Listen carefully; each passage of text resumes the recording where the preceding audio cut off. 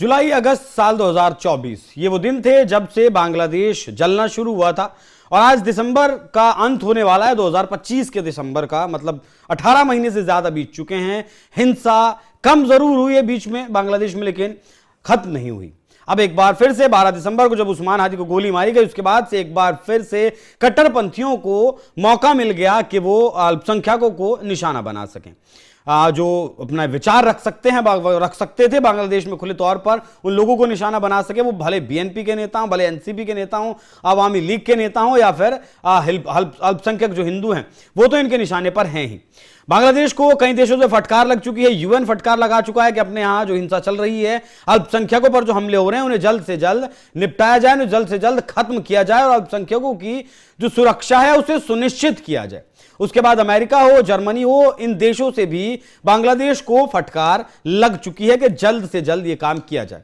लेकिन अब चीन की तरफ से भी लगभग फटकार लगाते हुए बांग्लादेश को यह कहा गया है कि जो तारीख तय की गई है चुनावों की 12 फरवरी, उस तारीख पर चुनाव हो जाने चाहिए। इस तरीके की हिंसा आगे बांग्लादेश में नहीं होगी।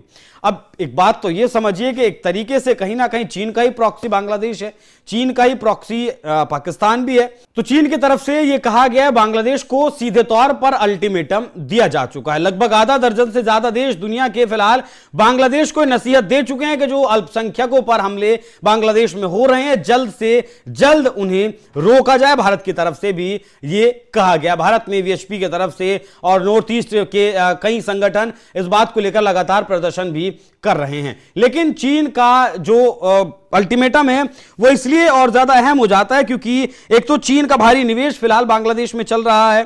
चीन बिल्कुल नहीं चाहेगा कि उसके निवेश में किसी तरीके की कोई दिक्कत आए या फिर वो उसका पैसा बॉन्ड हो या फिर वो काम उसका लेट हो। बांग्लादेश की स्थिति पर जब चीनी विदेश मंत्रालय के प्रवक्ता से पूछा गया तो उन्होंने कहा कि हम बांग्लादेश में सुरक्षित, स्थिर और सुचारू संसदीय चुनाव चाहते हैं। हमारा मानना है कि बांग्लादेश के विभिन्न क्षेत्र महत्वपूर्ण राजनीतिक एजेंडों को ठीक से आगे बढ़ाते हुए राष्ट्रीय एकता और स्थिरता बनाए रखेंगे। चीन ने तय समय पर चुनाव पर जोर देकर यूनुस सरकार को कड़ा संदेश दिया क्योंकि उन्होंने कई बार इलेक्शन में टाल मटोल करने का रवैया दिखाया है। और बाकी चीन और बांग्लादेश के जो रिश्ते हैं वो पिछले 1.5 साल में लगातार सुधरते हुए नजर आए हैं। सबसे पहली यात्रा भी मोहम्मद यूनुस के द्वारा आपका चीन की ही यात्रा की गई थी। लगभग $400 मिलियन का निवेश वहां से लेकर आया गया था और $370 मिलियन लगभग तीस्ता प्रोजेक्ट पर चीन की मदद से लगाए गए थे। और यही चीन चाहता है कि उसके जो प्रोजेक्ट चल रहे हैं वो प्रोजेक्ट किसी भी लिहाज से यहां पर बंद ना हो। अब एक और चीज समझने वाली आपकी यहां यह है कि अगर यह हिंसा बांग्लादेश में लगातार चलती रहती है, जो पिछले 1.5 साल से लगातार चल रही है, उसका सबसे ज्यादा फायदा किसे होगा? क्योंकि आवामी लीग को तो बैन कर दिया गया है, आवामी लीग तो चुनाव नहीं लड़ सकती है।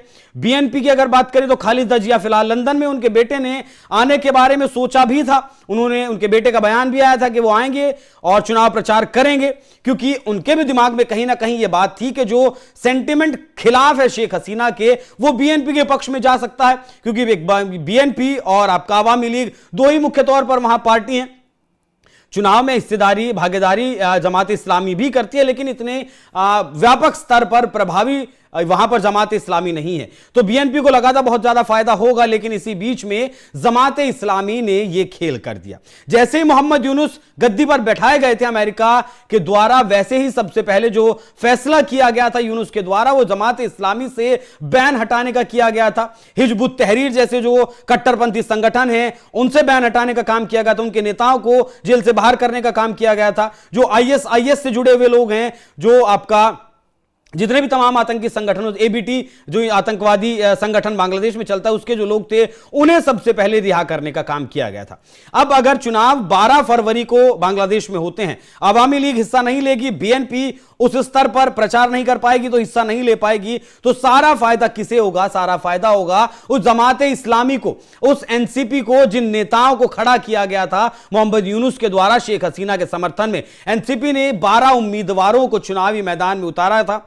उस्मान हादी की तो हत्या कर दी गई, 11 नेता भी बचते हैं। तो सबसे ज्यादा फायदा यहां होगा, एक तो एनसीपी को होगा और दूसरा जमाते इस्लामी को फायदा होगा। जमाते इस्लामी के साथ मोहम्मद यूनुस की डील यह भी निकलकर सामने आई कि मोहम्मद यूनुस बांग्लादेश में राष्ट्रपति बनना चाहते हैं और सत्ता में एक तरीके से एक अधिकार रखना चाहते हैं और सत्ता को ऊपर से चलाएंगे मोहम्मद यूनुस और नीचे से चलाएगी जमाते इस्लामी।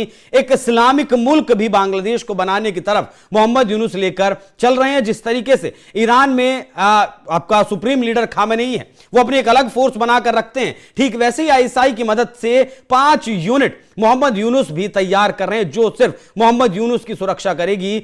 मिलिट्री, वायुसेना जो भी है वो देश के बॉर्डर पर रहेगी, देश की रक्षा करेगी। लेकिन ये जो आईएसआई की मदद से 5 यूनिट तैयार की जा रही हैं, जिन्हें ट्रेनिंग दी जा रही है, उन्हें वो सुरक्षा करेगी सिर्फ मोहम्मद यूनुस की। और एक ये जो जमात इस्लामी का धड़ा है, पाकिस्तान परस्त है। 1971 से ही ये लगातार कहता है, विरोध करता है कि टुकड़े नहीं होने चाहिए थे पाकिस्तान के। पाकिस्तान का समर्थक आज से नहीं है, पिछले 5 दशक से है। और अब फिलहाल जिस तरीके से पाकिस्तानी नेताओं के बयान आ रहे हैं कि भारत ने अगर कोई भी कार्रवाई करने की कोशिश बांग्लादेश में की तो एक तरफ बांग्लादेश है, एक तरफ पाकिस्तान है और ऊपर चीन भी बैठा है, तीनों मिलकर भारत को जवाब देंगे। तो जो पर्दे के पीछे से बात कही जाती थी, जिन बातों का अब तक अंदाजा लगाया जाता था, पाकिस्तान अब उन्हें खुलकर बोलने लगा है, बताने लगा है कि असल में भारत के खिलाफ प्लान क्या है, असल में भारत को अस्थिर करना है। इसीलिए यह सारा प्रपंच रचा जा रहा है। इसीलिए उस्मान हादी की मौत का जिम्मेदार भारत को ठहराया गया और कहा गया कि उसके शूटर भारत चले गए। हालांकि फिर बाद में इनके गृह मंत्री आते हैं, स्पष्टीकरण देते हैं, सफाई देते हैं कि भारत वो शूटर नहीं गए, उनके पास कोई लोकेशन नहीं है। बांग्लादेश की सेना हो या फिर बांग्लादेश की पुलिस हो, वो सब यही बयान देते हैं कि उनके शूटर कहां गए हैं, किसी को इस बात की जानकारी नहीं है। लेकिन उसके बावजूद भी भारत के खिलाफ ये लगातार जहर उगल रहे हैं। लगभग 5 कट्टरपंथी संगठन फिलहाल बांग्लादेश में मौजूद हैं जो जमाते इस्लामी जैसे ही हैं और जमाते इस्लामी मोहम्मद यूनुस का ये फेवर कर रहे हैं। आतंकी संगठन आप इन्हें पूरी तरीके से अगर कहें तो कह सकते हैं कट्टरपंथ को बढ़ावा दे रहे हैं, शरिया कानून बांग्लादेश में लाना चाहते हैं। आईएसआईएस के झंडे फिलहाल बांग्लादेश में लहराए जा रहे हैं।